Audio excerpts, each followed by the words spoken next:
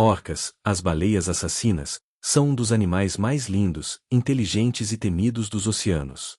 Nesse vídeo você verá mais sobre esse animal incrível, como é a organização familiar, suas estratégias de caça e por qual motivo são grandes golfinhos e não baleias. A razão principal pela qual a orca não é considerada uma baleia no sentido técnico-científico é a sua classificação taxonômica e as suas características físicas. Cientificamente, a orca é, na verdade, o maior membro da família dos golfinhos oceânicos. Tanto as baleias quanto as orcas pertencem à mesma ordem, cetácea, que são mamíferos marinhos. No entanto, essa ordem se divide em duas subordens principais, misticetos e odontocetos. Misticetos são as baleias de barbatanas, como a baleia jubarte e a baleia azul. Elas não têm dentes, em vez disso, usam cerdas bucais para filtrar grandes volumes de água e capturar pequenos organismos. Além disso, geralmente possuem 2 orifícios respiratórios.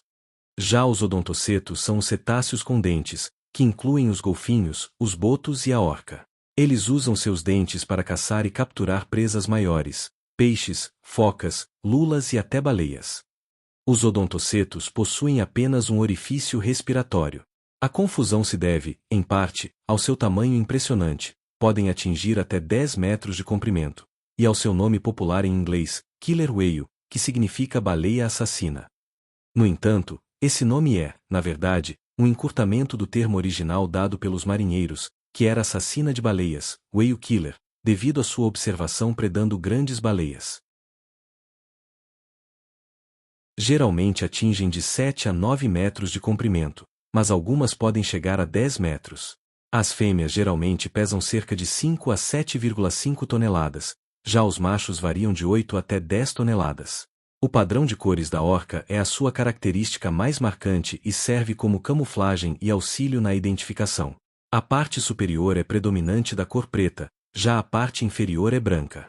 A marca mais lembrada é a mancha branca oval proeminente logo acima e atrás de cada olho. Apresenta também uma mancha cinza ou branca localizada logo atrás da nadadeira dorsal. O formato dessa mancha varia entre os indivíduos e é usado pelos pesquisadores para identificá-los. A nadadeira dorsal é notavelmente alta, especialmente nos machos adultos, onde pode ser quase reta e atingir até 1,8 metros de altura. Nas fêmeas e juvenis, é menor e mais curvada. As nadadeiras peitorais são grandes e arredondadas, em forma de remo ou pá, usadas para manobra e estabilidade. Nadadeira caudal é robusta, com 2 extremidades pontudas, proporcionando uma propulsão poderosa e grande velocidade. A cabeça é arredondada e ligeiramente cônica, com um focinho pouco definido. Possui dentes grandes e fortes, perfeitamente adaptados para capturar e rasgar presas. Eles são grossos na base e se estreitam para a ponta, se encaixando quando a boca está fechada, sendo usados para agarrar, não para mastigar. O esqueleto é projetado para suporte em um corpo longo e pesado, otimizado para o movimento na água. A coluna é forte e flexível no eixo vertical, para cima e para baixo, permitindo o movimento poderoso da nadadeira caudal para a propulsão. Os ossos dos membros dianteiros, húmero, rádio e una, estão presentes, mas modificados e encurtados, sustentando as nadadeiras, que funcionam como remos para manobra e estabilidade. Externamente, os ossos dos dedos não são individualizados. Os ossos pélvicos são vestigiais, ou seja, são resquícios ósseos internos que não se conectam à coluna vertebral nem aos membros posteriores, que foram perdidos ao longo da evolução aquática. Nadadeira dorsal e caudal não contêm ossos, são formadas por tecido conjuntivo e cartilagem resistente, proporcionando flexibilidade. Uma espessa camada de gordura subcutânea atua como um isolante térmico extremamente eficaz. Isso é crucial, especialmente porque as orcas habitam águas frias, muitas vezes polares. O sistema de comunicação das orcas é um dos mais complexos e sofisticados do reino animal, refletindo sua alta inteligência e estruturas sociais elaboradas, baseadas em grupos familiares extensos e culturas transmitidas. O sistema vocal da orca pode ser dividido em 2 categorias principais: comunicação social e ecolocalização. Assobios são vocalizações de baixa frequência e contínuas, frequentemente usadas em contextos sociais de perto, como interações entre indivíduos e para manter o contato dentro do grupo. As chamadas pulsadas são sons de alta frequência que se assemelham a guinchos, gritos, ou gritinhos rápidos. São mais comuns e funcionam como a linguagem primária da orca, essenciais para a coordenação em atividades como a caça. Cada grupo familiar de orcas residentes, aquelas que vivem em uma área específica e se alimentam principalmente de peixes, possui um repertório único de chamadas pulsadas. São aprendidos e transmitidos de mães para filhotes ao longo de gerações. Grupos de um mesmo clã podem compartilhar algumas chamadas, mas grupos de clãs diferentes geralmente não compartilham sons. Funcionam como uma marca de identidade do grupo, ajudando a manter a coesão social e a identificar membros familiares, semelhante à forma como sotaques ou línguas humanas diferenciam comunidades.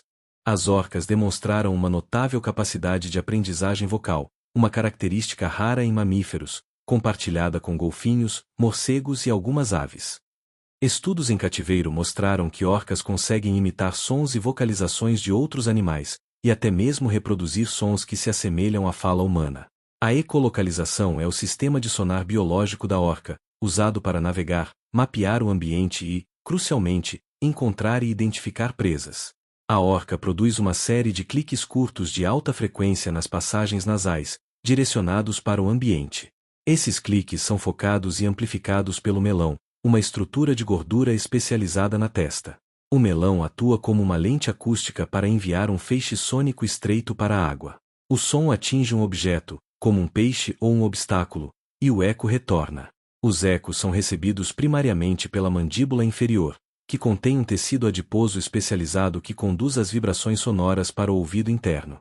O cérebro da orca processa as informações de tempo e intensidade do eco para determinar o tamanho, forma, distância, velocidade e até mesmo a composição interna do objeto. Funciona de forma semelhante a um ultrassom. A estrutura social das orcas é notavelmente complexa e está entre as mais coesas e estáveis do reino animal, caracterizada por ser matriarcal. Para as orcas residentes do Nordeste do Pacífico, o tipo mais estudado, a composição familiar segue um padrão extremamente rígido. O grupo é liderado pela fêmea mais velha, que detém a maior autoridade e influência. Os indivíduos de ambos os sexos nunca deixam o seu grupo de nascimento. O laço entre mãe e filho, especialmente com os machos, é um dos mais fortes na natureza, durando a vida toda. Compartilham um dialeto de chamadas vocais específico, que é transmitido de geração para geração e serve como uma marca de identidade. Ou seja, cada família de orcas possui sua própria forma de identificação sonora, o que ajuda a identificar os membros da sua família e aqueles que não são. Grupos familiares que compartilham um repertório vocal ancestral comum formam um clã. Grupos de clãs que vivem na mesma área geográfica, mas não compartilham laços familiares ou dialetos, formam uma comunidade. A complexidade dessa estrutura social é comparada à das sociedades humanas. A longevidade e o papel da matriarca são cruciais para a sobrevivência do grupo e explicam um fenômeno raro, a menopausa. As orcas fêmeas são uma das poucas espécies de mamíferos, além dos humanos e de algumas outras baleias dentadas, que passam pela menopausa, perdendo a capacidade reprodutiva por volta dos 30 a 40 anos, mas continuando a viver por décadas, podendo chegar aos 80 ou 90 anos.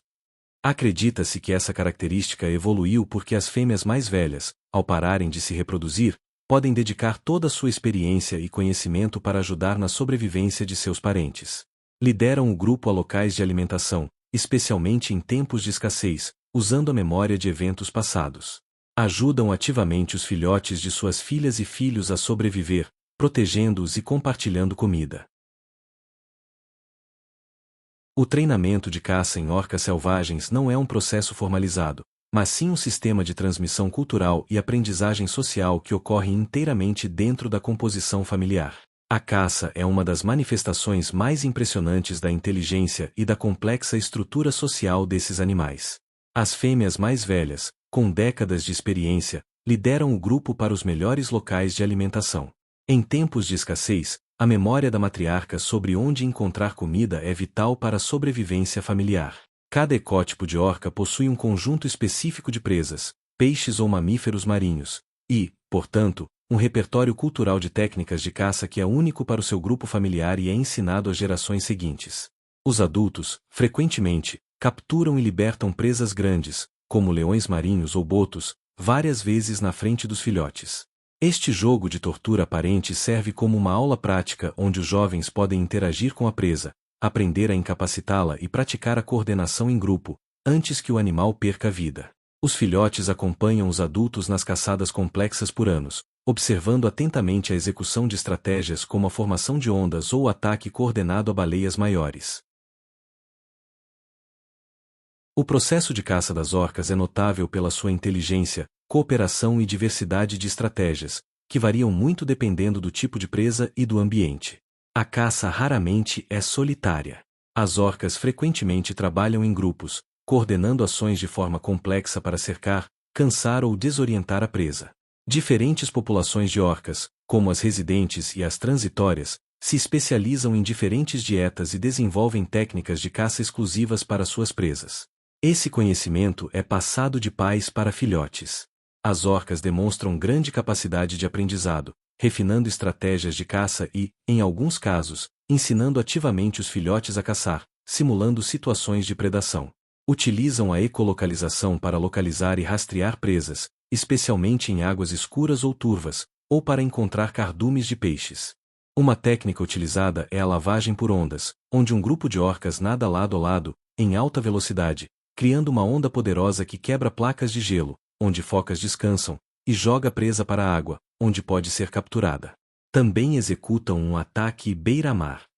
Em algumas áreas, as orcas se lançam parcialmente para fora da água, quase encalhando, para agarrar focas ou leões marinhos na areia ou em praias rasas, retornando rapidamente ao mar com a força das nadadeiras. Fazem a técnica de alimentação em carrossel, em que o grupo cerca um cardume, forçando-o a se compactar. Elas então usam o forte impacto da cauda, caudadas ou rabadas, no cardume, atordoando ou matando os peixes para que possam ser consumidos na superfície.